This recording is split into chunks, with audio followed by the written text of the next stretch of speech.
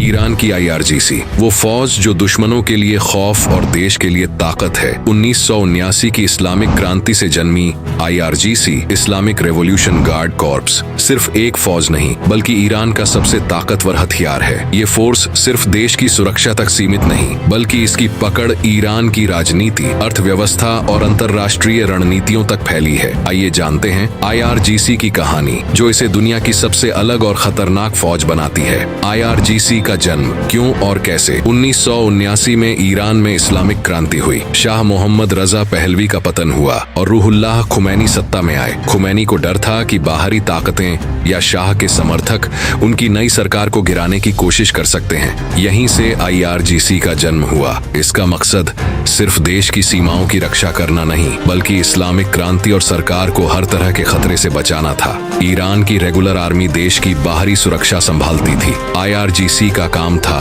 आंतरिक और वैचारिक सुरक्षा सुनिश्चित करना। 1980 का इराक युद्ध। आईआरजीसी का उदय सद्दाम हुसैन के नेतृत्व में इराक ने 1980 में ईरान पर हमला किया। इस युद्ध में आईआरजीसी ने न केवल अपनी क्षमता साबित की बल्कि खुद को देश का रक्षक साबित किया। युद्ध के बाद आईआरजीसी को 31 यूनिट्स में बांटा गया, जिसमें 30 यूनिट्स ईरान के हर प्रांत में तैनात की गईं और 1 यूनिट राजधानी तेहरान के लिए। यह युद्ध आईआरजीसी के लिए एक टर्निंग पॉइंट साबित हुआ। आईआरजीसी की संरचना और ताकत। आज आईआरजीसी सिर्फ एक मिलिट्री फोर्स नहीं बल्कि एक विशाल संगठन है जिसमें कई शाखाएं हैं। एक बसीज फोर्स। यह आईआरजीसी की सिविलियन शाखा है। बसीज फोर्स कानून व्यवस्था बनाए रखती है। इसका काम शरिया कानून लागू करवाना, विरोध प्रदर्शन रोकना और आंतरिक मामलों को संभालना है।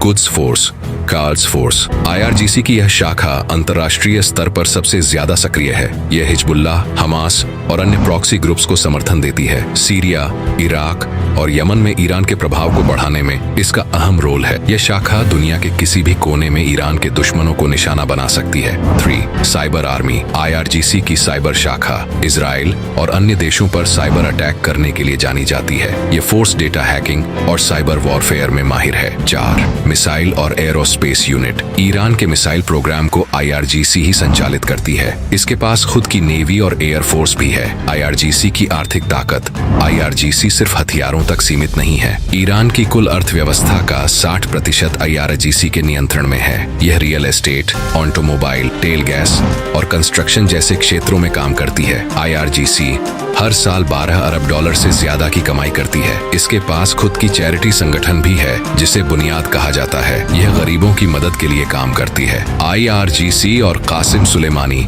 आईआरजीसी का सबसे बड़ा नाम है कासिम सुलेमानी। कुद्स फोर्स के इस कमांडर ने आईआरजीसी को एक अंतर्राष्ट्रीय ताकत बनाया। उनकी रणनीतियों ने ईरान के दुश्मनों को हमेशा कमजोर किया। अमेरिकी ड्रोन हमले में उनकी मौत के बाद आईआरजीसी ने उन्हें एक नायक के रूप में याद किया। आईआरजीसी आतंकवादी या ताकतवर रक्षक। आईआरजीसी को अमेरिका, सऊदी अरब और इजराइल जैसे देश आतंकवादी संगठन मानते हैं। यह फोर्स मध्य पूर्व में ईरान के प्रभाव को बढ़ाने के लिए काम करती है। हिजबुल्लाह और हमास जैसे ग्रुप्स को सपोर्ट देकर इसे क्षेत्रीय अशांति फैलाने का जिम्मेदार ठहराया जाता है, लेकिन ईरान के लिए यह फोर्स उसकी रक्षा और स्थिरता का मुख्य आधार है। आईआरजीसी की सबसे बड़ी खासियत। आईआरजीसी किसी भी देश की मिलिट्री की तरह सरकार को रिपोर्ट नहीं करती। यह सीधे ईरान के सुप्रीम लीडर को रिपोर्ट करती है, यानी यह फोर्स ईरान के सर्वोच्च नेता की निजी सेना है। निष्कर्ष, आईआरजीसी सिर्फ एक फौज नहीं बल्कि ईरान की राजनीति, सुरक्षा और अर्थव्यवस्था का सबसे ताकतवर स्तंभ है। यह फोर्स ईरान की ताकत और दुश्मनों के लिए खौफ का सबसे बड़ा कारण है। देखें पूरी कहानी ग्राफिक्स अनस्क्रिप्टेड पर।